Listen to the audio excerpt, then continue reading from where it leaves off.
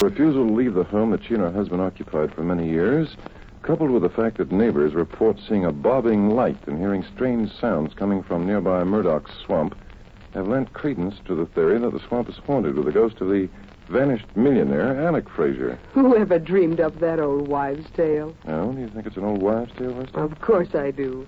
I suppose next we'll hear that the ghost of old man Fraser was seen walking through the village.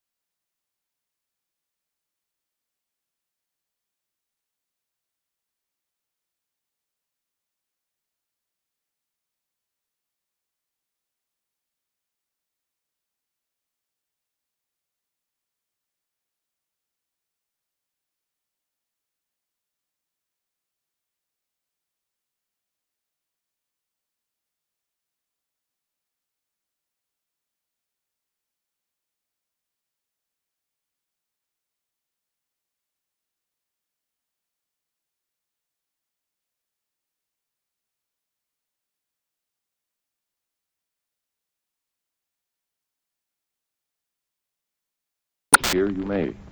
Oh, all right. But if you want to know, I think you're just using this as an excuse to stir up some excitement. Really? Rusty, you do have an imagination after all, though.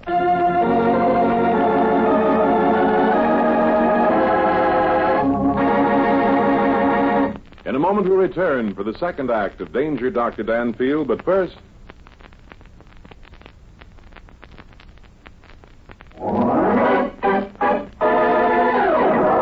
Now back to Michael Dunn for the second act of...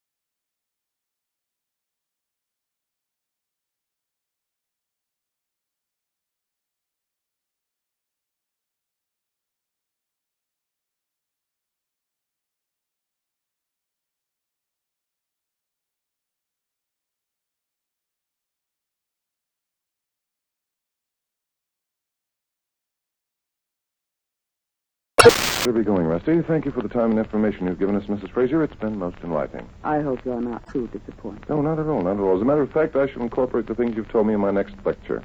I'm sure it'll prove to be the most interesting experience I've presented in months. Good day, Mrs. Fraser. Good day. Come along, Rusty.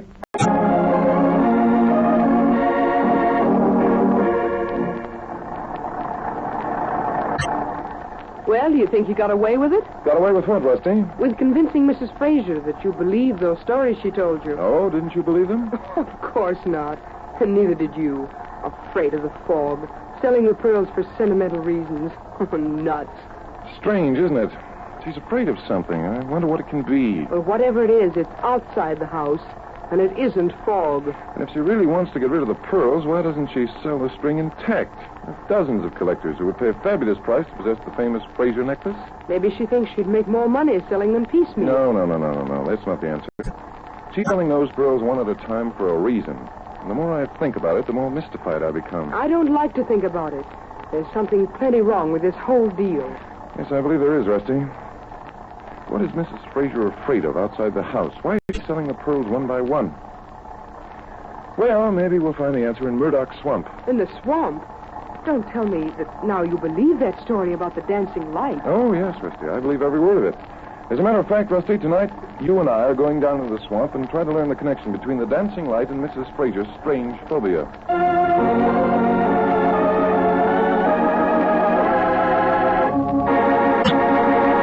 In a moment, we return for the third act of Danger, Dr. Danfield, but first...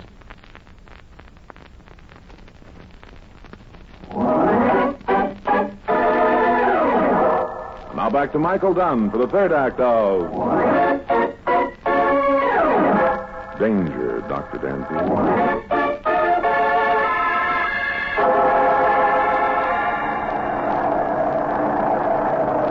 Yeah, we'd better leave the car here and walk the rest of the way. Dan, do we have to go down into the swamp? No, you don't, Rusty. As a matter of fact, I'd feel easier if you stayed here in the car. Me stay here alone? Not on your life. I'm not letting you out of my sight. All right, Rusty.